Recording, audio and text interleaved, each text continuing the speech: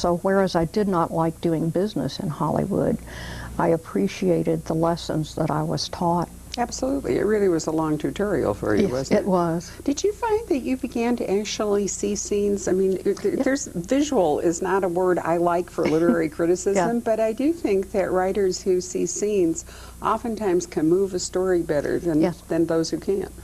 I did learn that, and I do tend to write in that way, visually, trying to use enough detail to bring a scene to life. The telling detail. Yes. Like the black dress. Yes, or the exactly. peanut butter sandwich. Peanut butter and pickle, please. Sandwich. I love that. My mother brought me up eating peanut butter and pickle relish sandwiches. Ooh. That's always resonated with me. Oh, good. That's great. And I noticed, interestingly enough, that you didn't put that in T is for Trespass. I didn't mention it? No. Oh, I think she eats a peanut butter, a cheese and pickle sandwich, perhaps, at one point. I thought she did. I thought it was part of her new dietary improvement. There were a number of things over the years that you have put in, speaking of telling details. For Kinsey, I mean, the little black dress. Yes. And the Volkswagen. Yes. And the sandwich. Yes. And a few other things. And I read so fast that I can miss stuff, but I think somebody else has commented to me that in T, some of those little things went away. And I think it may be because, or I assumed it might be because you'd introduced this other narrator. Yes. And it was a different kind of book for you. Well, and part of it is I don't like to just be repetitive. Right. You know, it's like all of us have our little quirks. We get into doing things in a certain way, and then somehow that fades. So I try not to be religious or exacting about her quirks. You know. Well, I didn't think it was repetition so much as the chronic problem that faces any writer of a series, Yes. which is, you know, if you have to approach your reader as like a virgin to the Yes, series. exactly. And at the same time, you don't want to bore the people who already know it. Yeah. So I've always thought it was just kind of a shorthand way of bridging, you know, those two reader groups rather than being repetitive. You know. Well, but I did like, and T is for 20. See, I think of it as T is for 20. That's what we call it at the store, not T is for Trespass. Because it is a landmark book. And, you know, did you have to even begin to think when you, I realized A is for Alibi, no, but by the time you got to C, did you really see what you were letting yourself in for? Had I but known, as they say in mystery circles, I'm not sure I would have done it. When I wrote A is for Alibi, that book sold on the basis of 65 pages. It went to a number of publishers who rejected it, and they're probably kicking their tiny fannies by now. But it went to Henry Holt, and Marion Wood picked up the 65 pages. She had never edited a mystery novel, to my knowledge. Really? But it was the voice, it was Kinsey Milhone that sucked her into that. And isn't it great that Marion remains your editor? She is. That's a real achievement today. That's like Tom Wolfe and what's his name at Scribner, you know, one of those legendary partnerships. And I've had the same agent since B is for Burglar. So the three of us just had a meal together in New York, and we know that it's a rare phenomenon. Loyalty is not a long suit in any field these days.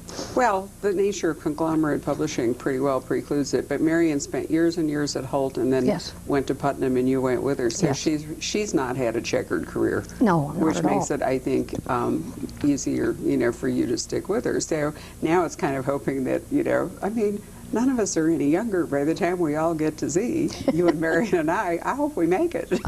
Oh, you better hope I make it. Well, you're the most essential one. That's very true. Have you actually written any of Z and tucked it away? Oh, of course not. I'm struggling with You at the moment, which I keep saying, I believe I know the story, I don't know how to tell it. So I'm just waiting to see what will emerge. I really, in my work process, function dictates form.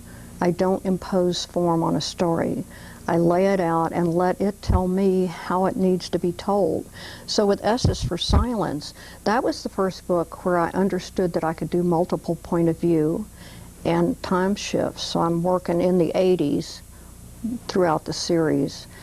But I then cut back to July 4th of 1953 and tell the story from several points of view.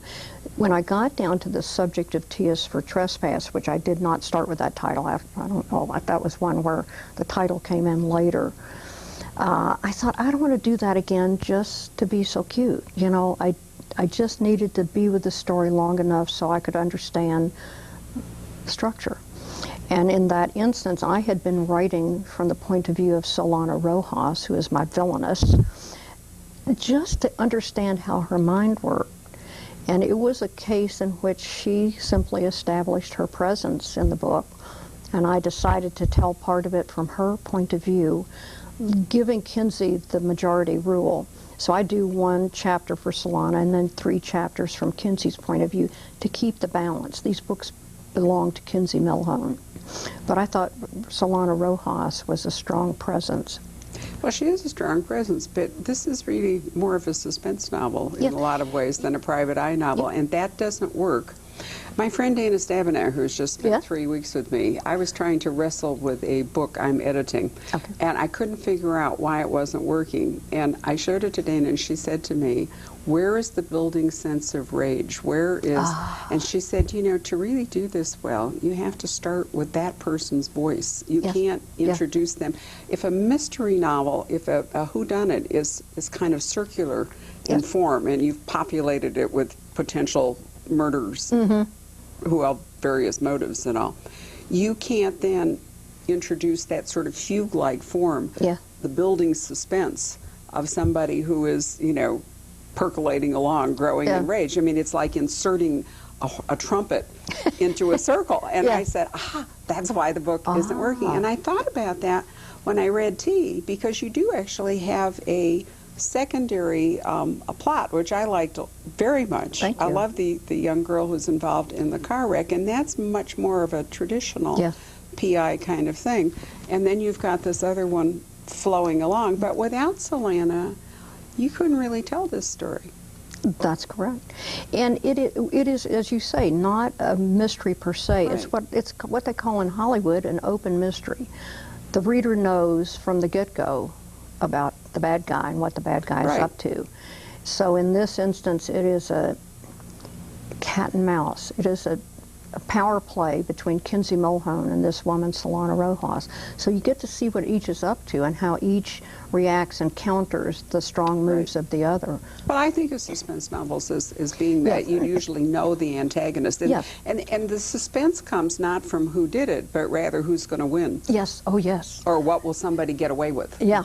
Exactly. And you do sort of wonder whether Solana will get away with what's going on. The other thing I think that's really captured a lot of people with this book is the fact that, you know, you've got somewhere along, and I've forgotten where, you began to introduce this kind of elderly crowd that Kinsey hangs out with, partly because of her landlord. Yes. And because you've kept this series in a very tight time frame. I mean, what have we gone, maybe 2 years? No, it's 5 years.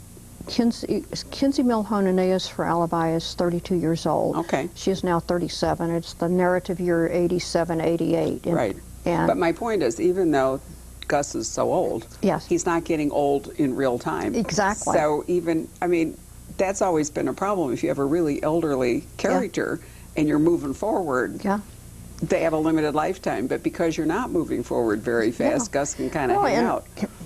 When this series ends, when I get to Z is for Zero and type the end, it will be the narrative year 1990, and Kinsey will turn 40. Perfect. I thought it was kind of perfect myself, but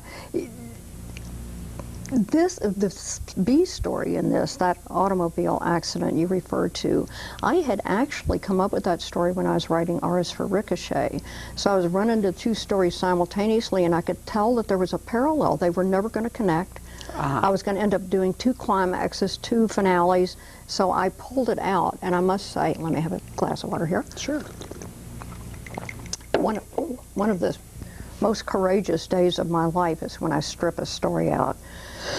I recognized that I had to do it. So I just tucked it aside, and when I finally came up with the storyline for T is for Trespass, which took me 15 months, hair-tearing, bursting into tears, I had come up with 6 possible storylines, and I couldn't make any of them work. So I was so desperate that finally this little voice piped up and said, "Would you quit whining?